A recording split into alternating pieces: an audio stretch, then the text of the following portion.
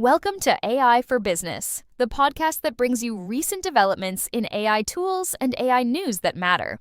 Today, we're diving into several important news stories, including Meta's copyright claims over training data, Japan's push to become the world's most AI-friendly country, Google Gemini mastering a classic video game, and concerns from Instagram's co-founder about the design of AI models. We'll also share an AI tool that makes contracts, invoicing, and payments easier, and share a prompt tip to avoid misleading content by asking AI to lie first. Our first news story covers U.S. federal judge Vince Chhabria questioning Meta's defense in a copyright case filed by comedian Sarah Silverman and two other authors in 2023. Meta says it can use copyrighted work to train its AI because it falls under fair use. But during a recent hearing in San Francisco, the judge didn't seem to agree. He argued that companies are using copyrighted material to build systems that can produce endless versions of similar work. He said this could change or even erase the market for the original creator's work. He also said it's unfair for companies to use that material without paying the creator. The judge pointed out that fair use is usually allowed in limited situations like criticism, news reporting, teaching, or research. Meta says its AI fits under research, since it reads material to make new content. But the judge raised concerns about how this affects new artists. He gave the example of a future music star and said that little-known artists could struggle if AI makes large amounts of work that copies their style. Although he was tough on Meta, the judge also asked the authors to give clear proof that Meta's AI is hurting the market for their work. The final decision in this case could shape how U.S. courts treat fair use in relation to AI and copyright in the future.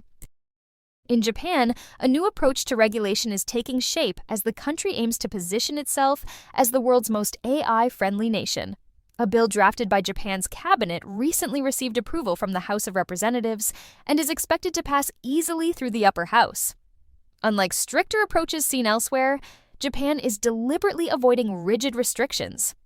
The bill recognizes AI as important for the country's economy, and Japan has chosen a middle ground approach to AI regulation.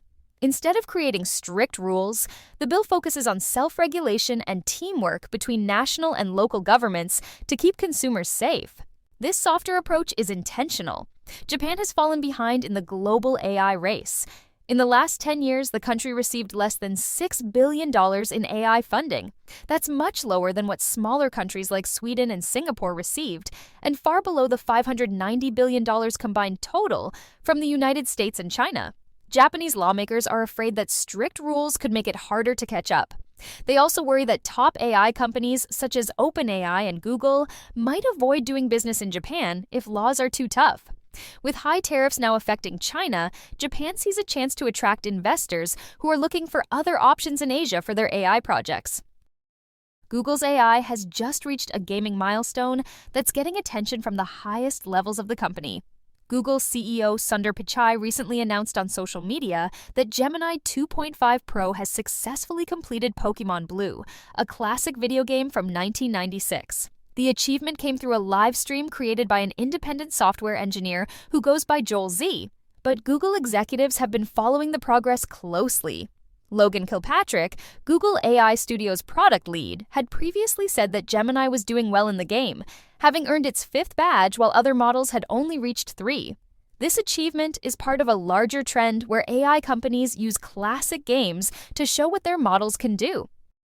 Next in AI news, have you noticed many AI chatbots like ChatGPT give overly friendly responses? And after answering a question, they ask another question to keep the conversation going? Well, Instagram co-founder Kevin Systrom is raising concerns about this, criticizing AI companies for trying too hard to increase engagement instead of focusing on being genuinely helpful to users. He compared this to the way social media companies push for fast growth and called it a harmful force. This criticism comes as more people complain that ChatGPT is too friendly and not direct enough in its answers. OpenAI has admitted this problem and said it's due to short-term user feedback. Systrom believes these chatbot behaviors aren't mistakes, but are built in on purpose to improve numbers like time spent and daily users. He said AI companies should focus on giving clear, useful answers instead of choosing easy ways to boost performance. While Systrom didn't name any companies, OpenAI replied to the comments by pointing to their guidelines. which say that their AI sometimes needs to ask follow-up questions if information is missing, but otherwise should try to give a direct response. Today's AI tool to try is Agree, a platform that simplifies contracts and document management. Agree lets you create, send, and sign documents electronically. Its AI can read contract details and automatically generate and send invoices without manual work. It also includes built-in payment processing, allowing you to send and receive payments on the platform. Automated reminders help speed up collections and improve cash flow. You can ask questions about your contracts and get plain summaries, suggested edits, or key sections highlighted. Agree can also draft new contracts based on your input. Link to try in the description. The prompt tip for today is about using the lie then truth method to improve your critical thinking when working with AI. This technique helps you spot bias and question information more effectively. Here's how it works. First, ask the AI to write something with a false or overly comforting take on a topic.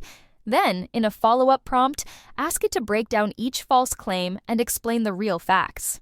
For example, write a post claiming climate change won't affect our lives, using fake comfort and false claims. Then, rewrite it to correct each lie with the truth. This approach shows how AI can create both misleading and accurate content, helping you become more alert to missing context or slanted messaging. That wraps up our AI News Roundup for today. If you found today's episode helpful, please subscribe so you never miss our daily AI insights. Sharing this podcast with colleagues or friends can help them stay informed, and your reviews help us understand what topics matter most to you. Thanks for listening to AI for Business. We'll be back tomorrow with more updates from the world of artificial intelligence.